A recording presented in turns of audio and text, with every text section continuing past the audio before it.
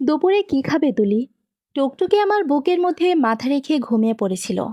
আমি ওর শরীরে হাত বুলিয়ে দিতে দিতে বললাম, যা খাওয়াবেন তাই খাবো। মুকুল ড্রাইভ করতে করতে চকিতে একবার আমার দিকে তাকালো। তারপর বলল, ওর নাম কি রাখবে? টুকটুকি। বাহ, খুব সুন্দর নাম। আরও কোথায় থাকবে? জানো তো, মা বিড়াল একেবারেই পছন্দ করে না। আমার ভেতরটা হঠাৎ করে কেমন নিভে গেল। এত বছর পর মনে হয়েছিল আমি আবার আমার শৈশবে ফিরে গেছি। এখন সবাই আবার ওকে আমার কাছ থেকে নিয়ে যাবে। আমার অবস্থা দেখে মুকুল হেসে ফেলল। রিল্যাক্স, ও আমাদের বারান্দায় থাকবে। শুধু খেয়াল রেখো যেন মায়ের ঘরে না যায়। কিছু চিন্তা করবে না, আমি ওর জন্য একটা হাউস কিনে নেব। অনলাইনে অর্ডার দিয়ে দেবো আজই। ও একটুও বিরক্ত করবে না কাউকে, প্রমিস। আর ওকে কি খেতে দেবে? কাটফুটও অর্ডার দিয়ে দিও। না না, দোকানের এসব খাবার হেলদি না। আমি ওকে বাসায় খাবার দাবার খাওয়াবো। ওর জন্য কি আলাদা রান্না হবে? তাহলে নাজনীনকে বলে দিও। আমি বুঝতে পারছি না মুকুল কি ইচ্ছে করে এমন বোকা বোকা কথা বলছে, নাকি আমার সঙ্গে মজা নিচ্ছে। আমি বোঝার চেষ্টা করে ব্যর্থ হলাম। বিড়াল নিয়ে আরও অনেকক্ষণ টুকটাক কথা হলো। কথা বলতে বলেন কখন যে আমরা শহরতলি ছেড়ে গ্রামের কাঁচা রাস্তায় উঠেছি টেরই পাইনি। মুকুল কাঁচা রাস্তার একপাশে গাড়ি পার্ক করে আমাকে নামতে বলল। আমি সামনে তাকিয়ে দেখলাম একটা কাঁচা মাটির ঘর, ওপরে খড় দেওয়া। এমন ঘর আজকাল খুব একটা দেখা যায় না। আমি ছোটবেলায় নানা বাড়িতে গেলে দেখেছি। নানা বাড়ি শহর ছেড়ে একটু ভিতরে, বাড়ির চারদিকে আমবাগানে, দক্ষিণ কোণে পুকুর ঘাট। তবে সবকিছুতে আধুনিকতার ছোঁয়া। আমার বরং বেশি ভালো লাগতো নানা ভাইয়ের বাসায়। আগে বলেছি, নানা ভাই আমার মায়ের খালা। তার বিয়ে হয়েছিল গ্রামে, শ্বশুরবাড়ি আর একটু ভেতরের দিকে। ছোটবেলায় নানা বাড়িতে এলে আমরা ওখানেও যেতাম। ছোট্ট মাটির ঘর, উঠোন পেরোলে পুকুর ঘাট। নানা বাড়ি এলে আমি উন্মুখ হয়ে থাকতাম কখন ওখানে যাব। নানা ভাইয়ের একটা মেয়ে, সালেহা খালা, ও আমাকে খুব ভালোবাসতো। সালেহা খালার বিয়ে হয়ে যাবার 1 বছরের মাথায় নানা ভাইয়ের স্বামী মারা যায়। একা একা উনি ওই অজপাড়া গায়ে পড়ে থাকবেন, তাই মা তাকে সঙ্গে করে নিয়ে গিয়েছিল। প্রতি বছর গরমের ছুটিতে আমরা এখানে আসতাম। সালেহা খালা সে সময় শ্বশুর বাড়ি থেকে বেড়াতে আসতো। ভারী মজা হতো তখন। আমরা চড়ুই ভাতি করতাম, সারা পুকুর দাপিয়ে সাঁতার কাটতাম। আমার সাঁতারের হাতে খড়ি সালেহা খালার হাত ধরে। তবে অবশ্য বাবা আমাকে মহিলা কমপ্লেক্স থেকে সাঁতার শিখিয়েছে। বাবা মায়ের একমাত্র সন্তান বলে তাদের যত অপূর্ণ ইচ্ছা সব আমাকে দিয়ে পূরণ করতে চেয়েছিলেন। তাই ছোটবেলায় আমি নাচ, গান, ছবি আঁকা, সাঁতার সবই শিখেছি। যদিও তারা কেউ কখনো জানতে চায়নি আমার কোনটা ভালো লাগে। একবার অবশ্য বলতে গিয়ে এমন ধাতানি খেয়েছি যে পরবর্তীতে আর সাহস হয়নি। মা চোখ পাকিয়ে বলেছিল, রান্নাবান্না তো শ্বশুর বাড়িতে গেলে সারা জীবনই করবি, এটা আবার শখ করে শেখার কি আছে। বাবা বলেছিলেন, তুমি সুযোগ পেয়েছো তো তাই মর্ম বুঝতে পারছো না। তুমি যতটা পাচ্ছ তার জন্য কত ছেলে মেয়ে হাহাকার করে মরে। আমি বুঝে গিয়েছিলাম আমার ইচ্ছে অনিচ্ছের কোনো মূলা তাদের কাছে নেই। তাই নিজেই ইউটিউব দেখে বেকিং শিখতাম। নানা ভাই মারা যাবার পর ইউটিউব আমার সবচেয়ে বড় সঙ্গী হয়ে উঠেছিল। দেশি কন্টিনেন্টাল চাইনিজ সবই শিখেছিলাম ইউটিউব দেখে। বাবা মাকে কুকিং ক্লাসে ভর্তি না করালেও যখন যা লাগবে এনে দিত। আমার বানানো ব্রাউনি, পিজা, মোচ, কেক খেয়ে প্রশংসাও করতো খুব। মা অবশ্য বিরক্ত হতো। সবচেয়ে বেশি খুশি হতো আশরাফ চাচা। আমার রান্নার সবচেয়ে বড় ভক্ত ছিলেন তিনি। এত প্রশংসা করতেন যে আমি মাঝে মাঝে লজ্জায় পেয়ে যেতাম। আমার প্রথম বানানো মোচ কেক খেয়ে বললেন, যে হাতে কেক বানানো হয়েছে সেই হাতটাই তো চেটেপুটে খেয়ে ফেলতে ইচ্ছে করছে। প্রিন্সেস, আরেক পিস পেতে পারি কি? আমি প্লেটে তুলে দিতে গেলে বললেন, ওহো, খাইয়ে দাও। এবং খাওয়ানোর সময় সত্যি সত্যি আমার আঙ্গুল চেটে খেতে লাগলেন। তখন আমার বয়সও 11। সে সময় আমার অতিপ্রায় বুঝতে পারিনি। বুঝেছিলাম আরও 1 বছর পরে। তুলি, ভেতরে এসো। আমি চমকে তাকালাম। ভাবনায় জাল ছেড়ে বেরিয়ে এলাম। মুকুল আমার হাত ধরে ভেতরে নিয়ে গেল। আজ কেন জানি ওর হাত ধরাটা খারাপ লাগলো না। আমি সামনে তাকিয়ে দেখলাম উঠানে বিশাল রান্নার আয়োজন। লাকড়ির চুলার সামনে যিনি বসে আছেন তার বয়স 50-এর ওপর হলেও মুখে কেমন একটা শিশুসুলভ লাবণ্য। কোনো এক অদ্ভুত কারণে তার মুখটা ভীষণ চেনা চেনা লাগছে। মনে হচ্ছে কোথাও যেন দেখেছি। আমরা কাছে গেলে মুকুল পরিচয় করিয়ে দিল। এবার আমি তাকে চিনতে পারলাম। ওর নাম মরিয়ম বিবি। উনি একজন বিশিষ্ট ইউটিউবার। তার চ্যানেলের ফলোয়ার লক্ষাধিক। ভিডিওগুলো বেশ সুন্দর গ্রাম্য পরিবেশে। মাটির হাঁড়িতে লাকড়ির চুলায় রান্না হয়। কখনো দেশি রান্না করতে হলে আমি তার ভিডিও দেখি। কিছুদিন আগে তার চ্যানেলে দেখেছিলাম যে প্রতি শুক্রবার এই জায়গাটা ভাড়া নেওয়া যায়। মুকুল আমাকে এখানে নিয়ে আসবে ভাবিনি। মরিয়ম বিবিকে আমার খুব ভালো লাগলো, ভীষণ আন্তরিক। যদিও আমার উঠানে বসে তার রান্না দেখতে ইচ্ছে করছিল, কিন্তু মুকুল বলল আগে জায়গাটা ঘুরে দেখতে। আমাদের জন্য একটা মাটির ঘরের ব্যবস্থা আছে। আমরা আমাদের ব্যাগপত্র আর টুকটুকিকে সেখানে রেখে চারপাশটা ঘুরে দেখলাম। জায়গাটা খুব বেশি বড় নয়, তবে সব গোছানো আর খুব পরিষ্কার পরিচ্ছন্ন। মাটির ঘরের কোণ ঘেঁষে সিমের গাছ লতিয়ে উঠেছে, বেগুনি ফুল ফুটে আছে, দু একটা কচি সিমও উঁকে দিচ্ছে।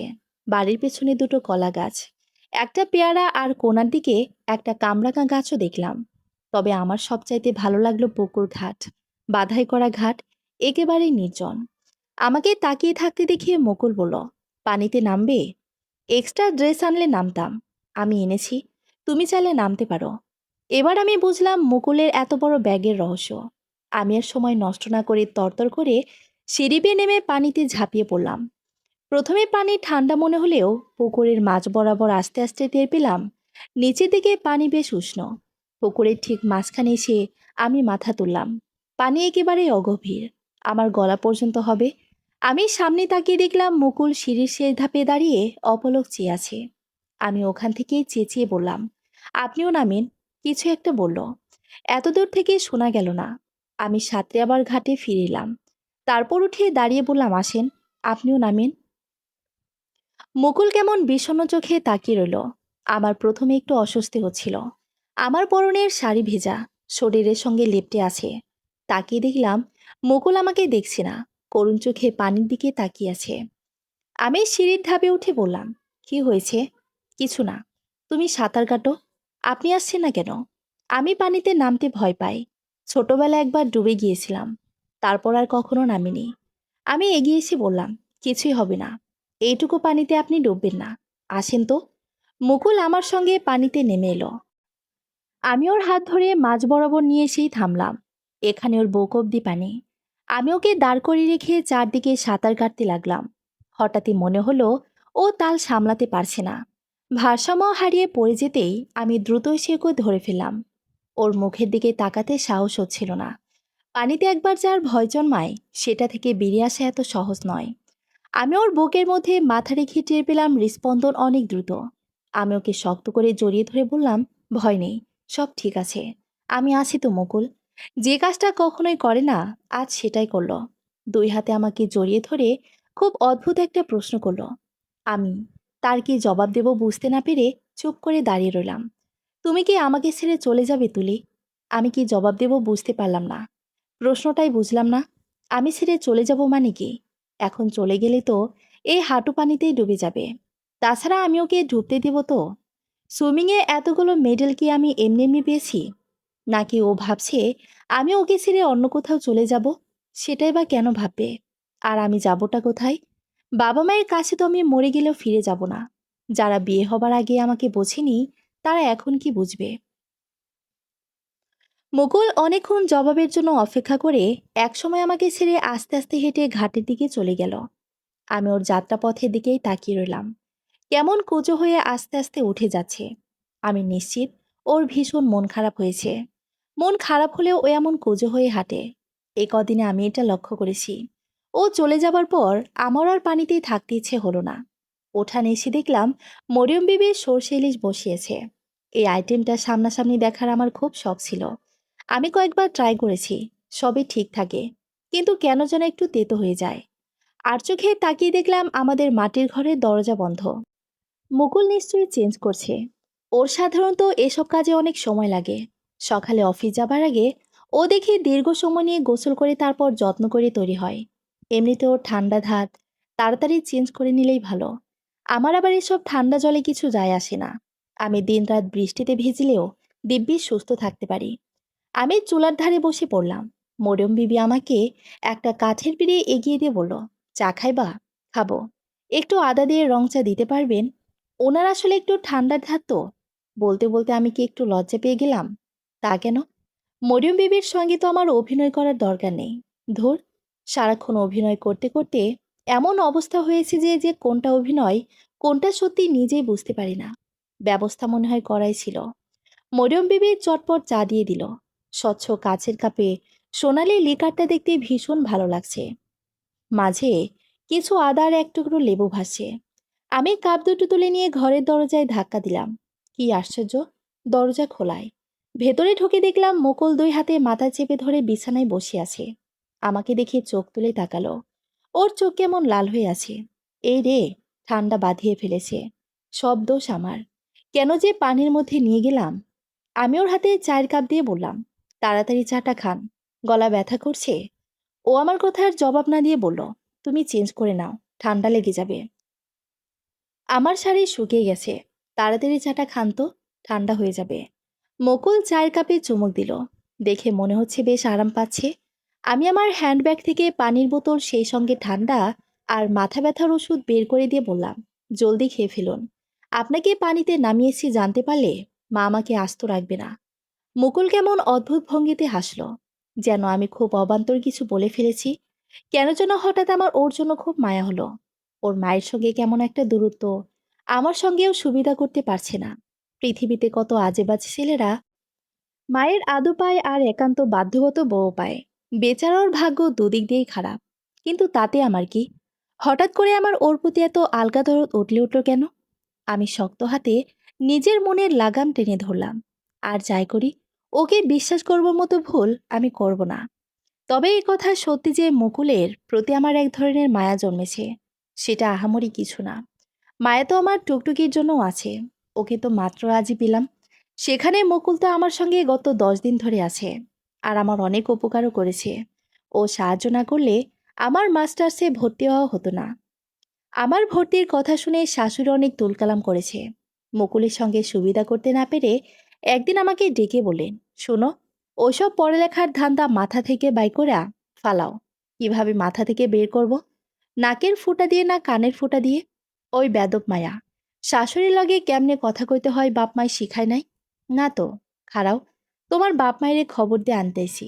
ভাইব গো, এইবার জামাইয়ের গলা ধইরা কইলে লাভ হইব। বউ বাড়িতে থাকবো, রানবো, বাড়বো, জজ ব্যালেস্টর বউ দিয়া কি করুঁ? উনি বোধহয় ভেবেছিলেন এই কথা শুনে আমি তার পায়ে ওপর হয়ে পড়ব। সিরিয়ালের নায়িকাদের মতো বলবো, না না মা, অমন করবেন না। ওতে যে তারা অনেক কষ্ট পাবে। আমি তার ধার দিয়েও গেলাম না। নির্বিকারভাবে বললাম, খবর দেন, ভালোই হবে।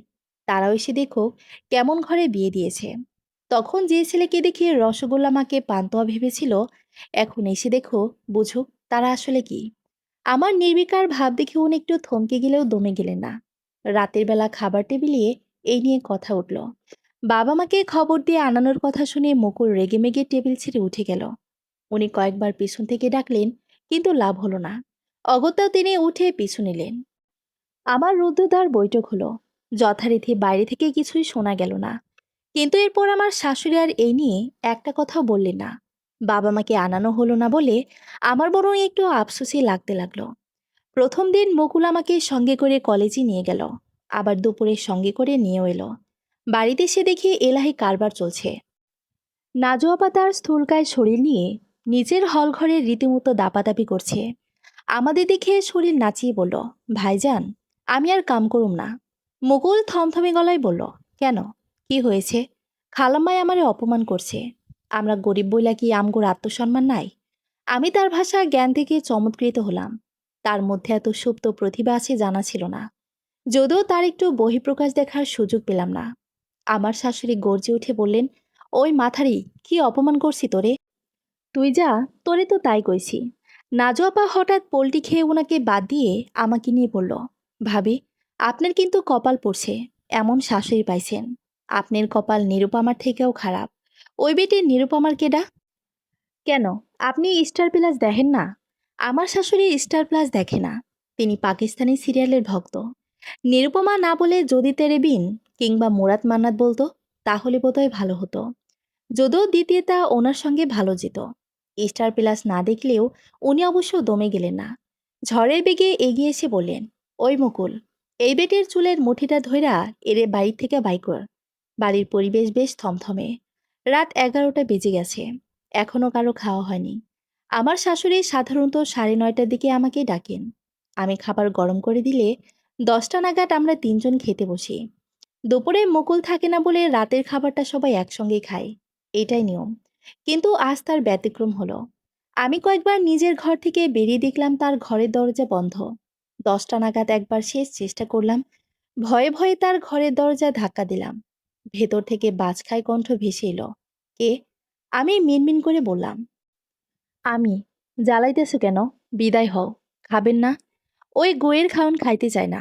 তোমরা খাও। বুঝলাম না জপার খাওয়ার বর্ণনা দেওয়া হচ্ছে। তবু আমি সে চেষ্টা করে বললাম, আমি রান্না করে দিচ্ছি, খেয়ে নিন। রাত বিরাইতে রং দেওয়ানো লাগবো না। কাইক্কা থেকে রাইন্দো খামুনি। আমি দীর্ঘশ্বাস ফেললাম। হঠাৎ করে আমার রান্না অমৃত সুধা হয়ে গেল কি করে বুঝলাম না। যাই হোক, এই সরাবান তহরাই কাল থেকে তাকে খাওয়াবো এই প্রতিজ্ঞা করে ঘরে ফিরে এলাম। ঘরে ফিরে এসে ঘুমানোর আয়োজন করতে লাগলাম। মুকুল প্রতিদিন রাতের খাবারের পর ছাদে গিয়ে সিগারেট খায়। আজ সন্ধ্যা থেকে ছাদে গিয়ে বসে আছে। ভালোই হয়েছে। ও আসার আগে ঘুমিয়ে পড়তে পারলেই রক্ষা। অনেকক্ষণ এপাশ ওপাশ করলাম, ঘুম এলো না। আকাশে বিদ্যুৎ চমকাচ্ছে। বোধহয় বৃষ্টি নামবে। বাতাসে ঠান্ডা ভাব। একটু ঝড়ের আভাসও পেলাম। জানালার কপাট শব্দ করে আছড়ে পড়ছে। আমি উঠে জানালা বন্ধ করে ঘড়ি দেখলাম। 11:15। মুকুলের এখনো নামার কোনো লক্ষণ নেই। আবার ঝড় জলে ঠান্ডা জ্বর বাঁধানোর ধান্দা। ভালো লাগে না আর। কি দরকার এসব করার? রাত হয়েছে, নেমে এলেই হয়। মাসেলে দুজন মিলেই জ্বালিয়ে মারল।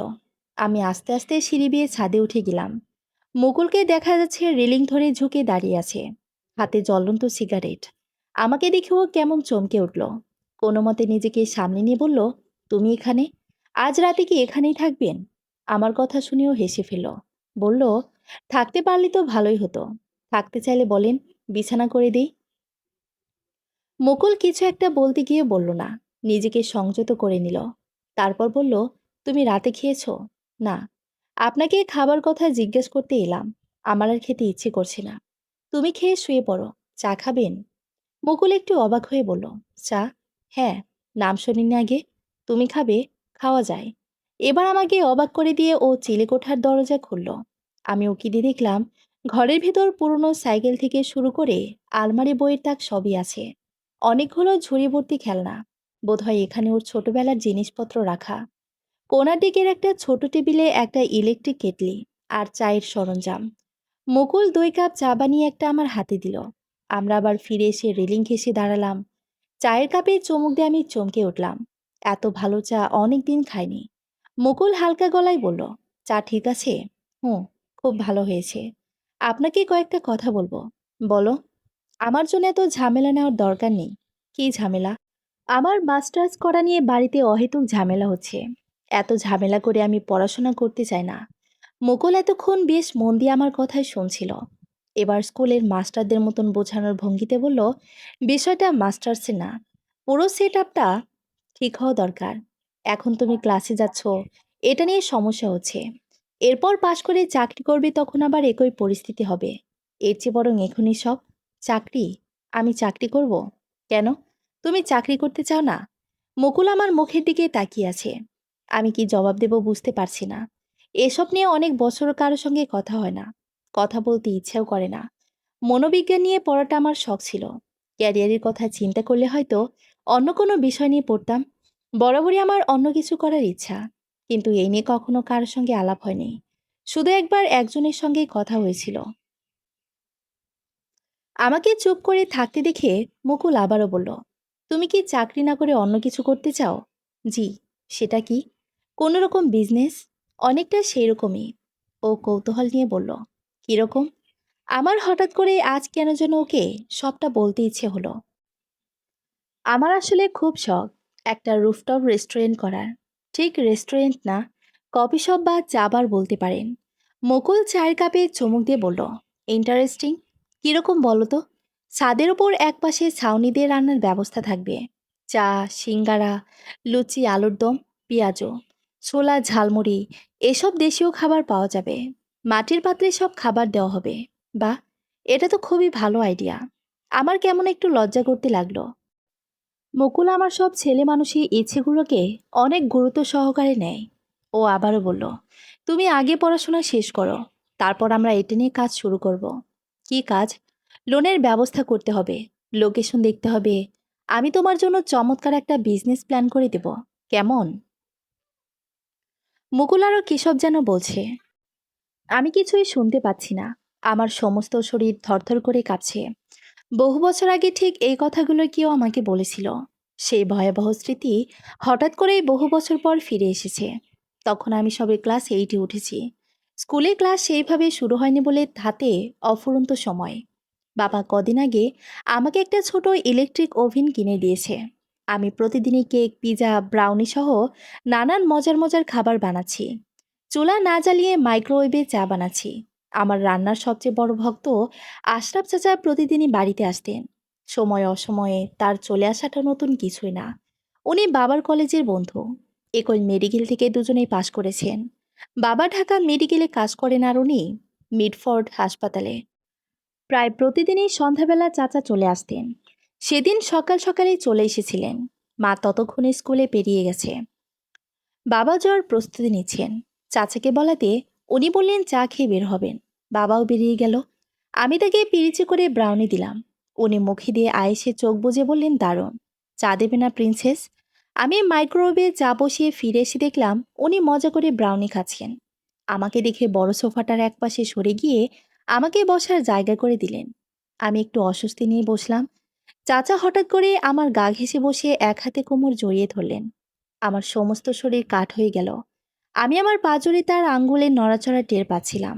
হঠাৎ করে ভীষণ কান্না পেল। ঠিক যেন মুহূর্তে টের পেলাম তার হাত ওপরের দিকে উঠছে। আমার কান্নাটা গিলে ফেলে ঝট করে উঠে দাঁড়ালাম। তারপর মধুর হাসি দিয়ে বললাম, চাটা নিয়ে আসি। উনি চোখ টিপে ইশারায় বোঝালেন ঠিক আছে। আমি দ্রুতই চা নিয়ে ফিরে এলাম। আশরাফ চাচা হাত বাড়িয়ে দিয়েছেন। আমি মগটা ওনার হাতে না দিয়ে ফুটন্ত চাটা ওনার প্যান্টের উপর জায়গা মতো ঢেলে দিলাম। উনি বাবা গো, মা গো বলে চিৎকার করে উঠলেন।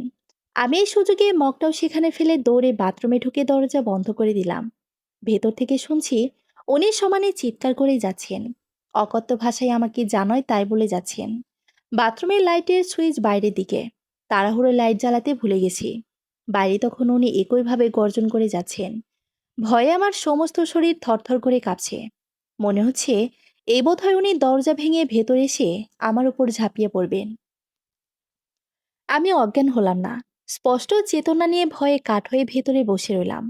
বাইরের শব্দ বন্ধ হয়ে যাবার পরেও দরজা খোলার সাহস পেলাম না। এরই প্রায় 4-5 ঘন্টা পর বাবা মা এসে আমাকে ভেতর থেকে বের করলো। আমি দৌড়ে গিয়ে মায়ের বুকের মধ্যে মুখ ডুবিয়ে ফুপিয়ে কেঁদে উঠলাম। এতক্ষণে মনে হলো আমি বোধহয় জ্ঞান হারাচ্ছি। মা আমার মাথায় হাত বুলিয়ে দিতে দিতে বলল, কিচ্ছু হয়নি, কিচ্ছু হবে না, আমি আছি তো। আমি মুখ তুলে মায়ের চেহারাটা দেখার চেষ্টা করতে লাগলাম। মাকে এত অচেনা লাগছে কেন? এ তো মা নয়, অন্য কেউ। তবে যে হোক তার চোখেও মায়ের মতোই গভীর মায়া। সে 2 হাতে আমাকে বুকের মধ্যে টেনে নিল। আমি তাকে চিনতে পারার ব্যর্থ চেষ্টা করতে করতে গভীর ঘুমিয়ে তলিয়ে গেলাম। সারা জীবনে আমি এত লজ্জা কোনোদিন পাইনি। ঘুম ভেঙে যে পরিমাণ লজ্জা পেলাম, চোখ মেলে দেখলাম আমি মুকুলকে আষ্টে পৃষ্ঠে জড়িয়ে ধরে ঘুমিয়ে আছি। সাধারণত ভয় পেলে আমার টেডি বেয়ারটাকে এইভাবেই ধরি। ও বেচারা হয়তো আর কিছু বলতে পারে না, কিন্তু মুকুল যে এখনো দম বন্ধ হয়ে মারা যায়নি সেই ঢের। উঠতে গিয়ে টের পেলাম ও নিজেও আমাকে একইভাবে জড়িয়ে ধরে আছে। হাত ছাড়িয়ে উঠতে যেতেই মুকুল ধর্মর করে উঠে বসে বলল, তুমি ঠিক আছো তুলি? আমি কোনো মতে বললাম, আমি কি আপনাকে অনেক বিরক্ত করেছি? না, একেবারে না। একটু ভয় পাইয়ে দিয়েছিলে। কি হয়েছিল আমার? আমি এখানে কি করে এলাম? তুমি ছাদে অজ্ঞান হয়ে গিয়েছিলে। এখন কেমন লাগছে? আমি জবাব না দিয়ে ঘাড় কাত করলাম। ভীষণ অস্বস্তি হচ্ছে। ও নিশ্চয়ই অনেক প্রশ্ন করবে। এর আগে আমি ঘুমের মধ্যে অস্বাভাবিক আচরণ করেছি বেশ কয়েকবার। আবার কাল রাতে ওর কথা শুনে ছাদের মধ্যে কী সব করলাম, এমনকি ওকে চিনতেও পারলাম না। কিন্তু অদ্ভুত ব্যাপার হলো, মুকুল কিছুই জানতে চাইল না। শুধু বলল ফ্রেশ হয়ে নিচে গিয়ে কিছু খেয়ে নিতে। রাতেও খাওয়া হয়নি। আমি বাধ্য মেয়ের মতো ওর কথা মতো নিচে গেলাম। তবে সেখানে যে আমার জন্য এত বড় চমক অপেক্ষা করছিল সেটা ভাবতেও পারিনি। ড্রয়িং রুমের সোফায় আমার শাশুড়িকে বসে থাকতে দেখা যাচ্ছে। তার পায়ের কাছে কেউ একজন বসে ঝামা দিয়ে পা ঘষে দিচ্ছে। সামনে গামলা ভর্তি পানিও দেখা যাচ্ছে। বোধহয় সকাল সকাল পেডিকিউর চলছে।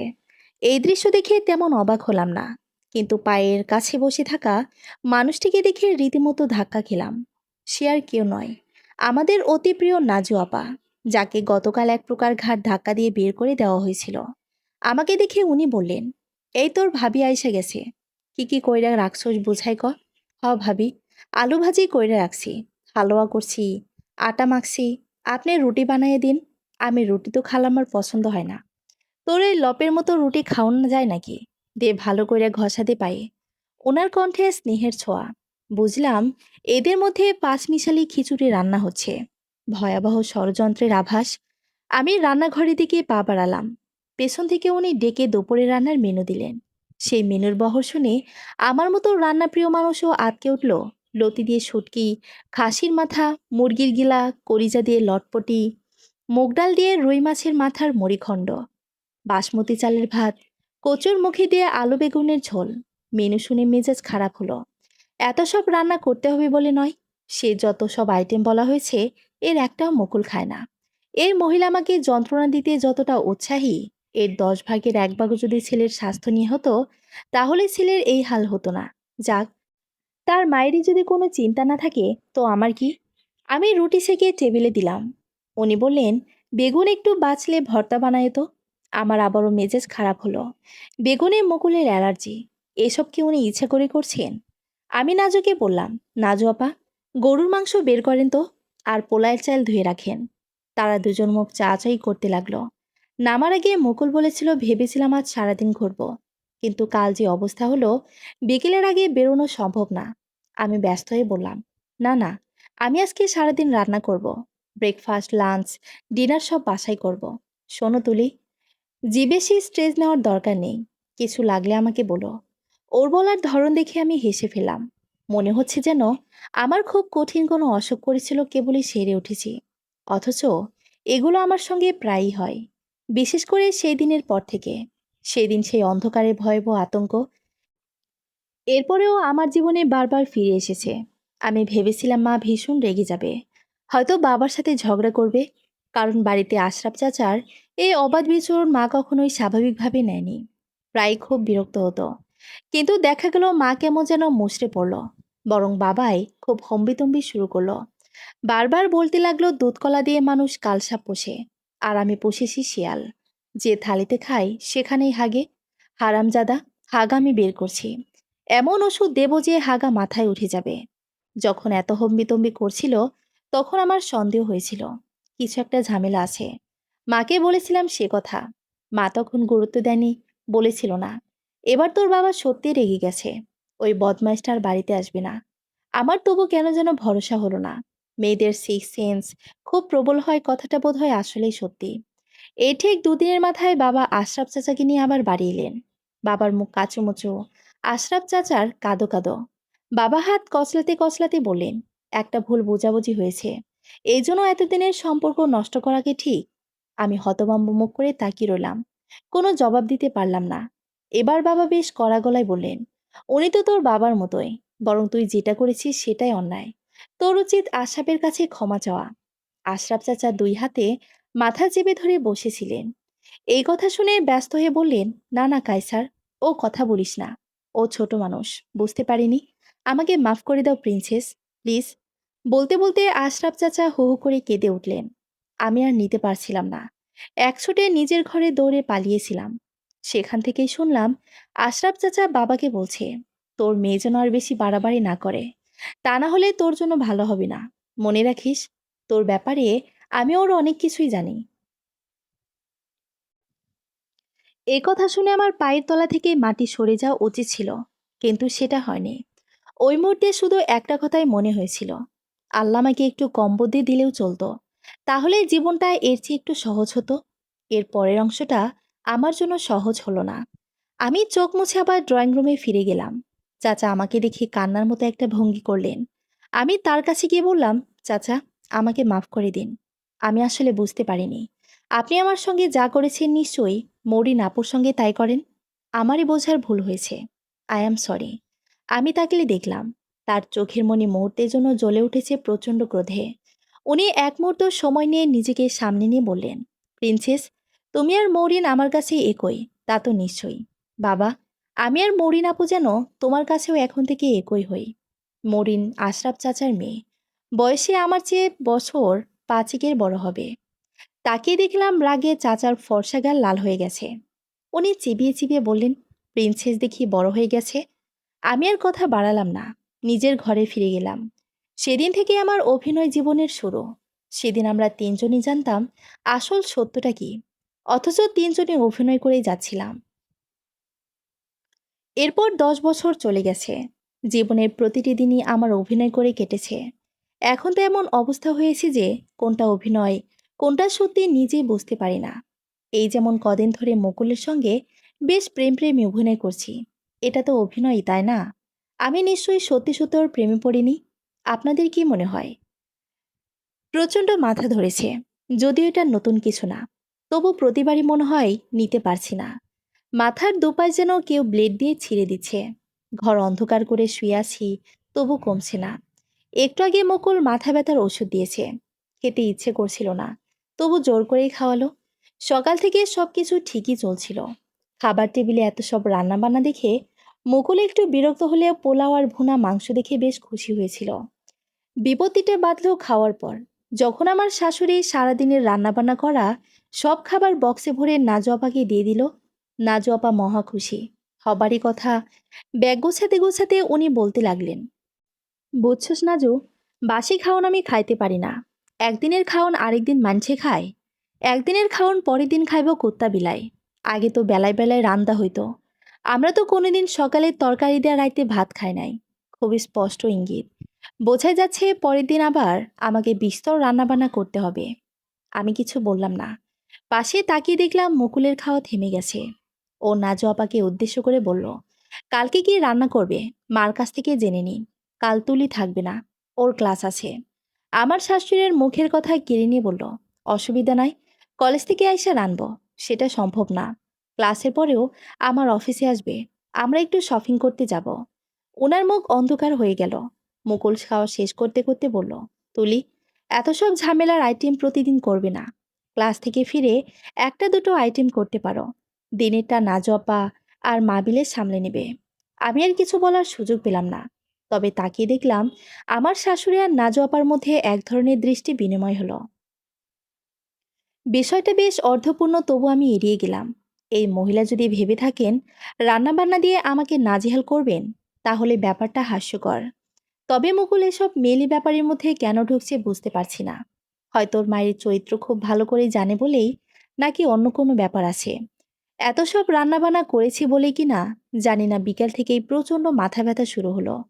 মুকুলের খুব ইচ্ছা ছিল আমাকে নিয়ে বাইরে বের হবে। একটা মাত্র ছুটির দিন, ওর আমি সেটা নষ্ট করতে চাই না। তাই এক প্রকার জোর করেই ওকে বন্ধুদের সঙ্গে বাইরে পাঠিয়ে দিলাম। একটু ভালো সময় কাটিয়ে আসো। যাওয়ার আগে ওর অনেকবার বলে গেল কোনো দরকার হলে ফোন করতে। আমি সায় দিয়ে দ্রুত ওকে বিদায় করলাম। আমি চাই না ও আমার আশেপাশে বেশি সময় ধরে থাকুক। কি জানি কেন ওর প্রতি আমার মনে এক প্রকার গভীর মায়ার সৃষ্টি হয়েছে। শুধুমাত্র আমার সঙ্গে ভালো ব্যবহার করেছে বলে নয়, ওর জীবনে একটা গভীর সত্য আমি জেনে ফেলেছি বলে। প্রথম দিকে শুধু সন্দেহ ছিল, কিন্তু কাল নিশ্চিত হয়েছি। এরপর থেকে আমার খুব ইচ্ছে করছে ঠিক যেরকমভাবে ও আমাকে আগলে রাখে, আমি ওকে সেইভাবে আগলে রাখি। আমি মনের মধ্যে কোনো দুর্বলতা প্রশ্রয় দিতে চাই না। ছেলেদের ভালো মানুষের মুখোশ দেখার অভ্যাস আছে আমার। এই মুখোশ খসে পড়তে বেশি দিন লাগে না। কলেজ ভর্তি কোচিং করার সময় সাইমা নামের একটা মেয়ের সঙ্গে আমার বন্ধুত্ব হয়েছিল। মেয়েটা ভালো ছাত্রী হলেও একটু বোকার, সহজ সরল। কোচিংয়ের পর আমরা মাঝে মাঝে সেন্টারে বসেই একটু এক্সট্রা পড়াশোনা করতাম। ওর সব কথাই আমাকে বলতো। আমাদের ক্লাস নিতেন যে তমাল ভাই, উনি আমাদের সিনিয়র, ঢাকা বিশ্ববিদ্যালয়ে পড়েন। সাইমা পড়াশোনার চাইতে তমাল ভাইয়ের গল্পই বেশি করত। সপ্তাহখানেকের মধ্যেই জানতে পারলাম ওদের প্রেমটা হয়েই গেছে। আমার ভীষণ ভালো লেগেছিল। সাইমা যেমন সহজ সরল, তমাল ভাইয়ের সেরকমই দুর্দান্ত স্মার্ট। আমি একটু অবাক হয়েছিলাম যখন দেখলাম সবার সামনে তারা দুজন দুজনকে না চেনার ভান করছে। সাইমাকে জিজ্ঞেস করায় ও বলেছিল, তমাল ভাই চান না ব্যাপারটা সবার সামনে আসুক। বিষয়টা আমার ভালো লাগেনি। ভেবেছিলাম হয়তো এখানে ছাত্রী শিক্ষক বলে, কিন্তু আসল ব্যাপারটা বুঝতে পেরেছিলাম একদিন পর। একদিন সাইমা আসেনি। আমি একা একটা ফাঁকা রুমে বসে অঙ্ক করছিলাম। হঠাৎ করে তমাল ভাই এসে আমার পাশের বেঞ্চে বসলেন। আমি ভাবলাম হয়তো সাইমার জন্য কোনো মেসেজ দেবেন। প্রথমেই কিছু সময় এদিক ওদিকটায় গল্প করার পর হঠাৎ করেই বললেন, তোমাকে আমার ভীষণ ভালো লাগে তুলি। আমি জবাব দিলাম না। উনি আরেকটু এগিয়ে এসে আমার হাত চেপে ধরলেন। আমি চমকে উঠে বললাম, ভাইয়া, আপনি না সাইমাকে? উনি হাত নেড়ে মাছি তাড়ানোর মতন ভঙ্গি করে বললেন, আরে ধুর, ওর মতো একটা মেয়েকে আমি পছন্দ করব? কি করে সম্ভব? ওই পাগল হয়ে গিয়েছিল আমার জন্য। আমি বরাবরই তোমাকেই ভালো লাগে। আমি হতভম্ব হয়ে গেলাম। তাহলে এতদিন ধরে তাদের মধ্যে কি চলছিল? Time pass? একটা কথাও না বলে সেদিন উঠে চলে গিয়েছিলাম। এরপর আর কোচিংয়ে যায়নি। পরে অন্যদের কাছে যেদিন শুনেছি যে সাইমা মেডিকেলে চান্স পেয়েছে, আমার খুব তোমার ভাইকে বলতে ইচ্ছে করেছিল যে আপনার মতো একটা থার্ড ক্লাস ছেলে সাইমার মতো মেয়েকে ডিজার্ভ করে না। এই জীবনে বিভিন্ন রূপে আমি পুরুষদের মুখোশ উন্মোচিত হতে দেখেছি, তবে শেষেরটা সবচাইতে ভয়ঙ্কর ছিল। কিংবা কে জানে, এর পরেরটা হয়তো আরো ভয়ঙ্কর হবে। যখন মুকুলের আসল চেহারাটা দেখতে পাবো, বিশ্বাসভঙ্গের যন্ত্রণা আমি আর নিতে চাই না। এই জন্য এই জীবনে আর কাউকে বিশ্বাস করব না বলে ঠিক করেছি। কোথায় যেন একটা না একটা শব্দ হচ্ছে। ভূমিকম্প হচ্ছে নাকি বালিশটা মনে হয় কাঁপছে। এসব কি সত্যি হচ্ছে নাকি আমার মাথার ভিতরে? অনেকটা সময় লাগলো বুঝতে যে বালিশের নিচে আমার মোবাইলটা ভাইব্রেট করছে। এ সময় কে ফোন করলো? মা নাকি? মা প্রতিদিনই একবার করে ফোন করে।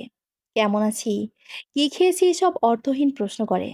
আমার জবাব দিতে ইচ্ছে করে না।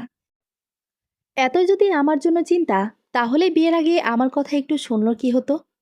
ফোনটা টেনে নিয়ে দেখলাম মা ফোন করেনি। মুকুল করেছিল, লাইন কেটে গেছে। বাইরে গেছে 1 ঘন্টা হয়নি, এর মধ্যে কি হলো? আমার এখন কথা বলতে ইচ্ছা করছে না, তাই আর ফোন করলাম না। অবশ্য তার দরকার পড়ল না। ও নিজে আবার ফোন করলো। আমি জড়ানো কণ্ঠে বললাম, কি হয়েছে? মাথা ব্যথা কমেনি? কমে যাবে, তার মানে এখনো কমেনি? এই ওষুধে কাজ হচ্ছে না। দাঁড়াও, আমি আসছি। না, আসার দরকার নেই এখন আর। আমার কথা না শুনে ও ফোন রেখে দিল। ধ্যাত, বলেই হতো ব্যথা কমে গেছে, এখন আবার চলে আসবে। আমি চাই না ও আমার আশেপাশে থাকুক। মুকুল ফিরে এলো 10 মিনিটের মাথায়। নিশ্চয়ই বেশি দূর যায়নি। মেন রোডের কোথাও বন্ধুদের সঙ্গে চা খাচ্ছিল। ফিরে এসে অত্যাচার শুরু করলো।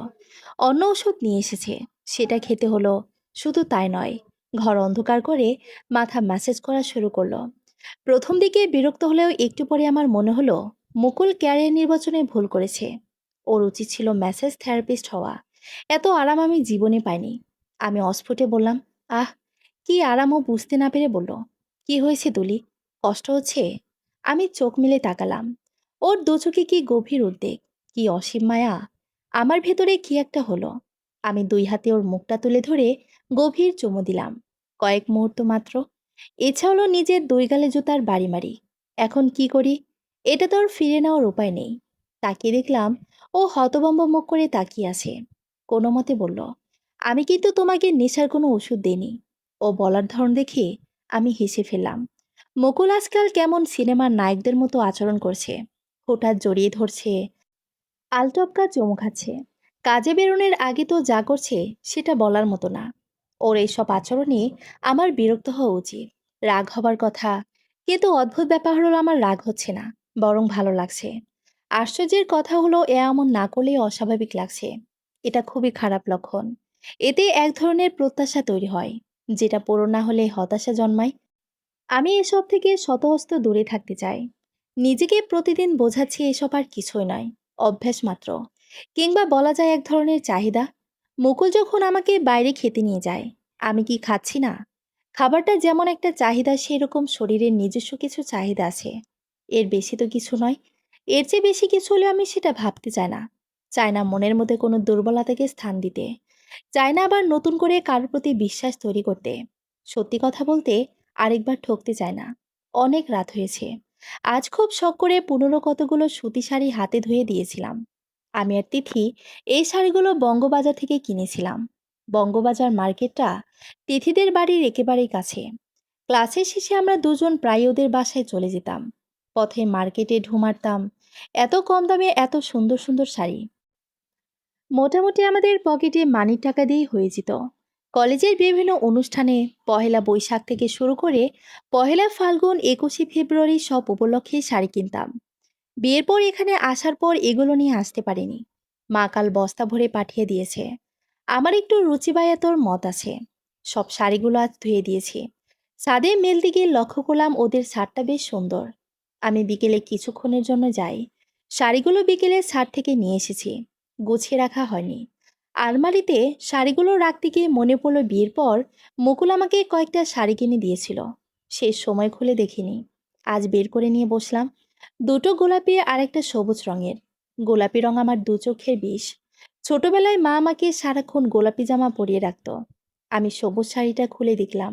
ঘন সবুজ রঙে কালো পাড়, নরম বাটিকের সুতি শাড়ি। আমি খুব যত্ন করে পরলাম।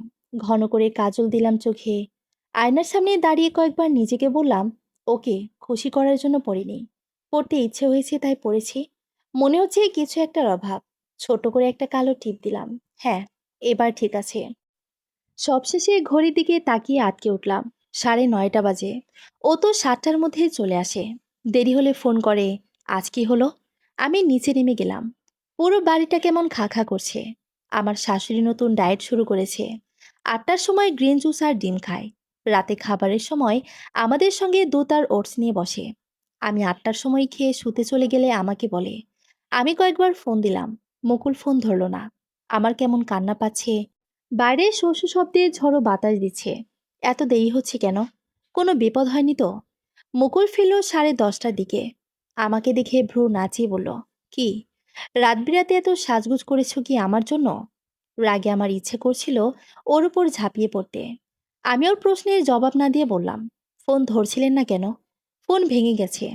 আমি ভ্রু কুঁচকে অবিশ্বাসের ভঙ্গিতে তাকালাম। সত্যি, এই দেখো। তাকিয়ে দেখলাম ফোন আসলে ভাঙা। ভাঙলো কেমন করে? মুকুলটায় খুলতে খুলতে চেয়ারে বসে বলল, সে অনেক কথা, পরে বলবো। আগে এদিকে এসো তো, তোমাকে একটু দেখি। আমার মেজাজ খারাপ হচ্ছে। একে তো দেরি করে এসেছে, আবার বলছেও না কিছু। ঠিকমতো উল্টো ঢং দেখাচ্ছে। আমাকে দেখার কি আছে? বাহ, নিজের বউকে দেখব না তো কি পাশের বাসার মেয়েকে দেখব? আমার ভেতরটা হঠাৎ জ্বলে উঠল। আমি ওর কাছে গিয়ে বললাম, অন্য কোনো মেয়ের দিকে যদি তাকান তাহলে কাটা চামচ দিয়ে চোখ তুলে নেব। মুকুল কিছুক্ষণ আমার দিকে তাকিয়ে রইল। তারপর হো হো করে হাসতে শুরু করলো। আমার হঠাৎই কেমন লজ্জা করতে লাগলো। আচ্ছা, ও কি ভাবলো? অন্য মেয়ের কথা শুনে আমি জেলাস? ব্যাপারটা তো তা নয়। একজন বিবাহিত পুরুষ অন্য মেয়ের দিকে চোখ দিচ্ছে, বিষয়টা তো অশ্লীল। কিন্তু এখন ওকে এটা বোঝাবে কে? ধুর, কি বলতে যে কি বলে ফেলি। আমি প্রসঙ্গ পাল্টাতে বললাম, খাবার গরম করেছি। ও আমার একটা হাত ধরে বলল, আচ্ছা শোনো, একটু পরে খাই, চলো ছাদে যাই। আমি অবাক হয়ে বললাম, কেন? এখন তো বৃষ্টি পড়ছে। এই জন্যই তো, চলো। বৃষ্টিতে ভিজি। বৃষ্টির পানি গায়ে লাগলে আপনার ঠান্ডা লেগে যাবে। একদিন ভিজলে কিছুই হবে না। আচ্ছা ঠিক আছে। আমি রেইনকোট পরে নিচ্ছি। সেটা খুবই হাস্যকর হবে। কিছু হবে না। চলো তো। না, এখন না। মুকুল আমার কথা শুনলই না। জোর করে ছাদে নিয়ে গেল। আজকের বৃষ্টিটা একেবারেই অন্যরকম। কতদিন পর বৃষ্টিতে ভিজলাম। আমি ইচ্ছা করে ওকে আমার সঙ্গে ভিজতে দিলাম না। চিলেকোঠার ঘরের সামনের সেটটা নিচে দাঁড়িয়ে থাকতে বললাম। অনেক, অনেক দিন পর এমন নিশ্চিন্তে মনের আনন্দে বৃষ্টিতে ভিজলাম। চোখ বুজে আকাশের দিকে মুখ করে অনেকক্ষণ ভিজলাম। হঠাৎই গালে কারো হাতের স্পর্শ টের পেলাম। আমার ভয় করলো না।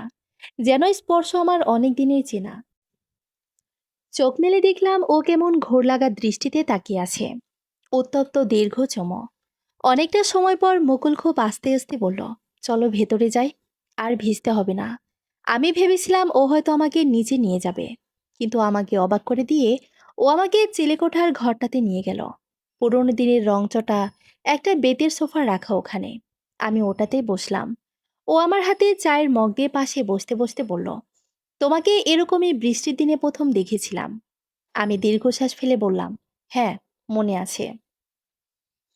ও খুব অবাক হয়ে বলল, তোমার সত্যি মনে আছে? থাকবে না কেন? এই তো সেদিনের কথা। মুকুল হাসছে। কেন হাসছে বুঝতে না পেরে আমি বললাম, হাসছেন কেন? ও হাসি থামিয়ে বলল, তোমাকে আমি প্রথম তিথিদের ছাদে দেখিনি। দেখেছিলাম আরো প্রায় বছরখানেক আগে। তুমি শহীদ মিনারের সামনে একটা ছোট্ট কুকুরছানা কোলে নিয়ে কাঁদতে কাঁদতে বৃষ্টিতে ভিজতে ভিজতে যাচ্ছিলে। আমার শরীর কেমন শিরশির করে উঠল। সেদিনের কথা আমার স্পষ্ট মনে আছে। আমি ঢাকা মেডিকেলে বাবার কাছে গিয়েছিলাম। মেডিকেলের গেটে ছোট কুকুরছানাটাকে দেখে এত কষ্ট হলো যে তুলে নিলাম। বাবাকে এত করে অনুরোধ করার পরও বাবা রাজি হলো না ওকে আমাদের সঙ্গে রাখতে। আমি তখন ওকে নিয়ে কি করি? বাইরে তখন বৃষ্টি নেমেছে। ভাবলাম ওকে তিথিদের বাসায় দিয়ে আসি। ওদের বাসায় তো আরো কিছু কুকুর আছে। বেরিয়ে কোনো রিক্সাও পাচ্ছিলাম না। শহীদ মিনার পর্যন্ত হাঁটতে হাঁটতে চলে গেলাম। এত কান্না পাচ্ছিল, কেন ওকে আমাদের সঙ্গে রাখতে পারলাম না। হঠাৎ করে কোথা থেকে একটা ছেলে এসে আমাকে বলল, কি হয়েছে খুকি? কোনো সমস্যা? তোমার কোনো সাহায্য লাগবে? আমার এত রাগ হয়েছিল, মনে হয়েছে ও ছেলেটা গায়ে পড়ে কথা বলতে এসেছে। নিশ্চয়ই কোনো বদ মতলব আছে। খুব খারাপ ব্যবহার করে সামনে দাঁড়িয়ে থাকা একটা রিকশায় উঠে গিয়েছিলাম। কি অদ্ভুত, ওটা মুকুল ছিল। আমি কোনো মতে বললাম, ওটা আপনি ছিলেন? হ্যাঁ। এরপর আমি কতবার যে ওখানে তোমাকে খুঁজেছি, অথচ তুমি আর এত কাছেই ছিলে। সেদিন তিথিদের ছাদে তোমাকে দেখে এত অবাক হয়েছিলাম, নিজের চোখে বিশ্বাস করতে পারছিলাম না। মুকুল আরও কি সব বলছে, আমার মাথায় কিছুই ঢুকছে না। বারবার শুধু একটা কথাই মনে হচ্ছে, তার মানে সেদিনও আমার বৃষ্টি ভেজা শরীর দেখে আমাকে বিয়ে করতে চায়নি। আমি শুধু শুধু এতদিন ওকে ভুল বুঝেছি। আমার ভেতরে কিছু একটা হলো। সেদিনের মতো আমি আবার ওকে দুই হাতে আঁকড়ে ধরলাম। বোধহয় একটু বাড়াবাড়ি করে ফেলেছিলাম। ও আমাকে দুই হাতে তুলে নিয়ে নিচে আমাদের ঘরে নিয়ে গেল। উত্তাল রাত্রি শেষ প্রহরে মুকুল আমাকে বুকের সঙ্গে মিশিয়ে নিয়ে বিষণ্ণ কণ্ঠে বলল, আমার সাথে যাবে তুলি? যাব। কোথায় যাবে? জানতে চাইলে না? যেখানে নিয়ে যাবেন সেখানে যাব। সত্যি? হুম। আমি অস্ট্রেলিয়ায় ইমিগ্রেশনের জন্য অ্যাপ্লাই করেছি। অনেকটা প্রসেস এগিয়ে গেছে। হয়ে গেলে আমরা দুজন চলে যাব। কেমন? শুধু আমরা দুজন যাব? হ্যাঁ, শুধু তুমি আর আমি। যাবে তো? যাব। একটা বড় উঠানসহ বাড়ি নেব। সেখানে তুমি যত ইচ্ছা হাঁস, মুরগি, বিড়াল, কুকুর, হরিণ রাখতে পারবে। হরিণও রাখতে পারবো? পারবে না কেন? নাকি তুমি ক্যাঙ্গারও রাখতে চাও? আমি হেসে ফেললাম। পুরোটা আমার কাছে কেমন স্বপ্নের মতো লাগছে। হঠাৎ কেমন ভয় করতে লাগলো। স্বপ্ন তো হয় ভেঙে যাবার জন্য। দরজা খুলে আমি যতটা না অবাক হলাম, খুশি হলাম তার চাইতে অনেক বেশি। রেহানা আন্টি কতদিন পর বাসায় এসেছে। আমি উকি দিয়ে তিথিকে খুঁজতে লাগলাম। আন্টি হাসতে হাসতে বললেন, আসছে একটু পরেই। আমি হরহর করে অনেক কথা বলতে লাগলাম। তারপর আন্টিকে হাত ধরে ভেতরে নিয়ে গেলাম। উনি আশেপাশে তাকিয়ে গলা নামিয়ে বললেন, তোর শাশুড়ি কোথায়? ঘরে। একেবারে নামাজ গোসল শেষ করে খেতে আসবেন। তুমি আমাদের সঙ্গে খাবে তো? খাবো। তিথি আসুক, তারপর একসঙ্গে খাবো। রান্না কি তুই করলি নাকি? হ্যাঁ, আজকে আমার ক্লাস ছিল না, আমি রান্না করেছি। রেহান আন্টি ভ্রুকুচকে বললেন, প্রতিদিন তোকে রান্না করতে হয় নাকি? কাজের একটা মহিলা আসে। আমার ক্লাস থাকলে ওই করে। কে? নাজু? হ্যাঁ। তুমি দেখি সব কিছুই জানো। আরে, নাজুকে তো আমি ব্যবস্থা করে দিয়েছি। আমি আকাশ থেকে পড়লাম। তবে যে তাদের দুজনের মধ্যে খুব আঁতাত চলছে এখন, তার কি? উনি মনে হয় আমার মন পড়ে ফেললেন। বললেন, আমি বলেছি বেশি ঝগড়া ঝামেলা না করে একটু বন্ধুত্ব করে নিতে। বন্ধুত্ব? মানে, এখন ওদের দুজনের মধ্যে যেটা চলছে তুমি সেটাও জানো? জানবো না কেন? ওই যে তোর শাশুড়ি বস্তা ভরে ওকে খাবার দিয়ে দিচ্ছে, ওইটা তো। আমি আবারও অবাক। তোর শাশুড়ি নিজেকে খুব বুদ্ধিমতী মনে করে। সে বুদ্ধিমতী, এতে কোনো সন্দেহ নেই। তবে বাকিদের বোকা ভাবে, এটা ঠিক না। একটা ব্যাপার অবশ্য আমি লক্ষ্য করেছি। আমার শাশুড়ি অন্যদের সঙ্গে যতই ঝামেলা করুক না কেন, রেহান আন্টিকে কেমন একটু সমীহ করে। আন্টির ব্যাপারটাও অদ্ভুত। ওনাকে ভাবি না ডেকে কেমন কোনো সম্বোধন এড়িয়ে যান। এমনকি আপনিও তুমি বলে না। কথাবার্তা হয় ভাব বাচ্চে। ওনার আচরণটা আবার সম্পূর্ণই বিপরীত। উনি রেহানা আপা আর আপনি আপনি বলে নিজেকে ছোট প্রমাণ করার একটা চেষ্টা সবসময় চালিয়ে যান। আন্টি অবশ্যই তো বিরক্ত না হয়ে বরং খুশি হন। তুই গোসল করেছিস? করেছি সকালে একবার, এখন আবার করব। কথাটা বলেই মনে মনে জিভ কাটলাম। এত ডিটেলে না বললে চলবে। চল তো, তোর ঘরে গিয়ে দেখি ঘর কেমন সাজিয়েছিস। আমি আন্টিকে নিয়ে ওপরে যাওয়ার সময় দেখলাম আমার শাশুড়ির ঘরের দরজা বন্ধ। আন্টির কাছ থেকে জানতে পারলাম তিথি একজনের সঙ্গে দেখা করতেই কাছে একটা রেস্টুরেন্টে গেছে। আমাদের বাড়ির কাছে ধানমন্ডি 27-এ। ছেলেপক্ষ ওদের বাড়িতে এসে আনুষ্ঠানিক দেখাদেখি হয়ে গেছে। আজ ছেলের সঙ্গে আলাদা কথা বলবে, তাই একটা রেস্টুরেন্টে বসেছে। আমাকে বলেছিল আগে। ইস, একদম ভুলে গেছি। কি যে হয়েছে আমার, নিজেকে নিয়ে এত ব্যস্ত হয়ে আছি। তাকে দেখলাম আন্টি কেমন জহুরির মতো চোখ নিয়ে আমার দিকে তাকিয়ে আছে। তারপর বলল, মুকুলের সঙ্গে তোর সব ঠিকঠাক চলছে? আমি একটু লজ্জা পেয়ে বললাম, হুঁ।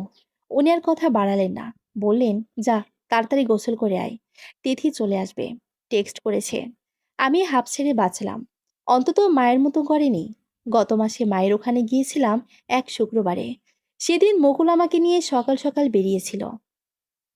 আমরা বাইরে সকালে নাস্তা করে একটু রিক্সা করে ঘুরলাম, ফুলার রোড, শহীদ মিনার, ওই দিকটাতে। তারপর মুকুল বলল, তুলি, তোমাকে একটু তোমাদের বাসায় নামিয়ে দিই, অনেক দিন তো যাও না। আমি বুঝলাম নিশ্চয়ই তার অন্য কোথাও যাবার আছে। তার তো আবার বন্ধুর অভাব নেই। আমি বললাম, আজ কোনো বন্ধুদের সঙ্গে দেখা করতে যাবেন? নার্সারিতে যাদের সঙ্গে পড়েছেন? ও একটু লজ্জা পেয়ে বলল, না মানে, অনেকদিন ধরে বন্ধুদের সঙ্গে দেখা হয় না তো, তাই ওরা খুব করে ধরেছে। বেশি সময় লাগবে না, আমি লাঞ্চের পর তোমাকে ওখান থেকে পিক করে নেব। তারপর সারা বিকেল ঘুরবো, কেমন? ওর কৈফিয়ত দেওয়া দেখে আমি হেসে ফেললাম। বেচারার জন্য একটু খারাপই লাগলো। আমার জন্য ওর স্বাধীন জীবনটা নষ্ট হয়ে গেল, অথচ আমার সঙ্গেও সুবিধা করতে পারছে না। অসময়ে আমাকে দেখে মা ভীষণ খুশি হয়ে গিয়েছিল। কি খেতে দেবে, কি রান্না করবে, এ নিয়ে কতক্ষণ ছোটাছুটি করলে। আমি বিরক্ত হয়ে একসময় বললাম, কি শুরু করলে? ঠিক আছে, চুপচাপ বস তো, একটু কথা বলি। কি কথা? দেখি এদিকে তাকা। তুই কি মোটা হয়েছিস? চোখের নিচে কালি পড়েছে কি? সব অদ্ভুত কথা বলছো। মুকুল কি তোকে খুব বিরক্ত করে? না তো, বিরক্ত করবে কেন? এরপর আমাকে ঘুরিয়ে ফিরিয়ে দেখতে দেখতে বলল, খবরদার পিল খাবি না। আমি এতক্ষণে মায়ের কথা সারমর্ম বুঝতে পারলাম। লজ্জায় আমার সারা শরীর লাল হয়ে গেল। কোনো মতে বললাম, এসব কি বলছো মা? কি আবার বলছি? বিয়ের পরে এত লজ্জা পেতে হয় না। বিয়ে হয়ে গেলে মায়েরা বন্ধুর মতন হয়ে যায়। তাদের সঙ্গে সবকিছু শেয়ার করা যায়। তুই আমাকে সব বল। আরে আজীব তো, কি বলবো? সব খুলে বল। দেখ, পুরুষ মানুষ ঘরেরটা না পেলে কিন্তু তখন বাইরেরটা খুঁজবে। মা হঠাৎ করে পন পন করে কান্না শুরু করলো। তারপর বলল, আমি চাই না তোর জীবনটা আমার মতো হোক। মায়ের উপর রাগ হলেও সেদিন আমার খুব মন খারাপ হয়েছিল। কতবার যে মাকে বলেছি এসব ছেড়ে ছুড়ে চলে যেতে, কিন্তু ওই, লোকে কি বলবে, তার কলিগদের কাছে কি করে মুখ দেখাবে। এসব বলে আমার মুখ বন্ধ করে দিয়েছে। বিয়ের আগে আমি মাকে এই কথাটা বলেছিলাম যে আমার জীবনটা তো তার মতোই হতে পারে, কিন্তু মা মানেনি। রেহানা আন্টির উপর তার অগাধ বিশ্বাস। উনি যখন বলেছেন ছেলে ভালো, তার মানে অবশ্যই ভালো। রেহানা আন্টিকে অবশ্য আমিও ভীষণ বিশ্বাস করি। আমার ভীষণ কঠিন একটা সময় উনি আমার পাশে ছিলেন, এখনো মনে আছে। আশরাফ চাচার ঘটনার পর আমি ভীষণ ভেঙে পড়েছিলাম। কারো সঙ্গে শেয়ার করতে পারছিলাম না। শুধু তিথিকে বলেছিলাম, প্রমিস করেছিলাম যেন কাউকে না বলে। তিথি অবশ্য সে প্রমিস রাখেনি। ওর সাথে এই জন্য আমার ঝগড়া হয়েছিল অনেক। তবে এখন বুঝতে পারি ভাগ্যিস ও প্রমিসটা রাখেনি। ও যেদিন আমাকে বলেছিল ও মাকে সব বলে দিয়েছে, আমি খুব রেগে গিয়েছিলাম। বলেছিলাম কোনোদিন আর আমার সঙ্গে কথা বলবো না। সবাই আমার বিশ্বাস ভেঙেছে, এই পৃথিবীতে সবাই। এর কদিন পর এক দুপুরবেলা রেহান আন্টি আমাদের বাড়িতে এসেছিলেন। সে সময় একা বাসায় থাকতে আমার ভীষণ ভয় করত, কিন্তু উপায় ছিল না। মার ছুটি শেষ হয়ে গিয়েছিল। আমার স্কুলে যেতে ইচ্ছে করতো না। আমি দরজা বন্ধ করে বসে থাকতাম। কেউ এলে দরজা খুলতাম না। আন্টিকে দেখে অবাক হয়েছিলাম খুব। কথা বলতে না চাইলেও উনি কী করে যেন আমার ভেতর থেকে কথাগুলো টেনে বের করে নিয়ে আসলেন। আশ্চর্যের বিষয় হলো, ওনার সঙ্গে কথা বলে খুব হালকা মনে হয়েছিল নিজেকে। একমাত্র উনি মনে হয় আমার অবস্থাটা বুঝতে পেরেছিলেন। আমাকে বলেছিলেন, তুই যা করেছিস একদম ঠিক করেছিস। মেয়েদের নিজের সেফটি নিজেকেই করতে হয়। কোনো রাজপুত্র এসে উদ্ধার করবে কিংবা তোর হয়ে অন্য কেউ কিছু বলবে, এ আশায় থাকবি না। সবসময় চোখ কান খোলা রাখবি, বুঝেছিস? আর এখন থেকে স্কুলের পর আর বাড়িতে একা থাকার দরকার নেই। তিথির সঙ্গে আমাদের ওখানে চলে আসিস। ঢাকা মেডিকেল তো আমাদের বাসার কাছেই। ফেরার সময় তোর বাবা তোকে নিয়ে যাবে। সেই রেহান আন্টি আমার ব্যাপারে সবকিছু জানা সত্ত্বেও যখন আমার বিয়ের কথা তুললেন, আমি ভীষণ অবাক হয়েছিলাম। রাগ হয়েছিল খুব তার ওপর। কিন্তু উনি অনেক বুঝিয়েছিলেন। আমাকে ডেকে নিয়ে আলাদাভাবে অনেক কথা বলেছিলেন। বিয়ে তো একদিন তোকে করতেই হবে। আজে বাজে কোনো ছেলের হাতে পড়া থেকে মুকুলকে বিয়ে কর। ও খুব ভালো ছেলে। আমি ওকে ভালো করে চিনি। আমার বিশ্বাস হয়নি। আমি বলেছিলাম সবাই এমন বাইরে থেকে ভালোই হয়। তুমি কি আর তার ভেতরেরটা রূপটা জানো? ও তোমার ভাইয়ের ছেলে, তাই হয়তো তোমার তাকে ভালো মনে হচ্ছে। পৃথিবীর সব ছেলেরাই এমন। সবাই তো কারো না কারো ভাই, বাবা, বোনের ছেলে। আন্টি হেসে ফেলেছিলেন, বলেছিলেন একদিন বুঝবি। মুকুল ফিরল অনেক রাতে। আজকাল প্রায় রাত করে ফেরে। অফিসে নাকি কাজের অনেক চাপ। সামনের সপ্তাহে ওর কনফারেন্সের জন্য চিটাগাং যাচ্ছে 3 দিনের জন্য। আমাকে বলেছিল মায়ের ওখানে গিয়ে থাকতে আমার ইচ্ছা করেনি। আমি বলেছি এখানেই থাকবো। তাছাড়া কনফারেন্সের পরও 10 দিনের ছুটি নিয়েছে। আমরা মালয়েশিয়া যাচ্ছি। বিয়ের পর কোথাও যাওয়া হয়নি, তাই একেবারে ছুটি জমিয়ে যাওয়া হচ্ছে। আমি আগে কখনো মালয়েশিয়া যাইনি। দুপুরে তিথিদের সঙ্গে অনেক খাওয়া দাওয়া করেছি বলে আমি আর রাতে কিছু খাইনি। মকুলও বলল দেরি হয়েছে বলে অফিস থেকে খাবার দিয়েছে। ওর খিদে নেই। ঘরে ঢুকে একেবারে গোসল করতে চলে গেল। আমি সব গুছিয়ে ঘরে এসে দেখলাম ওর ফোন বাজছে। দেখার আগে বন্ধ হয়ে গেল। মুকুল নতুন ফোন কিনেছে। একদিন আমি দেখেছিলাম, তখন লক্ষ্য করলাম ফোন লক করা। আমার একটু রাগ হয়েছিল। ফোন লক করে রাখার কি মানে? আমি কোর ফোন নিয়ে ঘাটাঘাটি করব? আমি এই কথা ওকে বলেছিলামও। তখন বলেছিল তোমার জন্য করিনি। তুমি চাইলে তোমাকে কম্বিনেশন বলে দেব। আমার কলিগরা গ্যালারি থেকে ছবি দেখে। আমার ভালো লাগে না সেটা। এটা অবশ্যই ঠিকই বলেছে। মুকুল আমার অনেক ছবি তুলে দেয়। সেসব ছবি অন্য কেউ দেখছে। ভাবতে আমারও ভালো লাগে না। ফোনটা আবারও বাজছে। আমি কাছে গিয়ে দেখলাম শাওন নাম উঠে আছে। এই শাওনটা আবার কে? ভাবতে ভাবতে ফোনের স্ক্রিনে একটা মেসেজ ভেসে উঠল। মেসেজটার দিকে তাকিয়ে আমার সারা জ্বলে জমে গেল। নিজের চোখে বিশ্বাস হচ্ছে না। এমনটা যদি হবে, তাহলে কেন আরো আগে হলো না? এভাবে আমার বিশ্বাস ভাঙার কি অর্থ? চলবে। গল্প ভুল সত্য, 2য় পর্ব। 3য় পর্ব পড়ার আমন্ত্রণ রইল। ধন্যবাদ।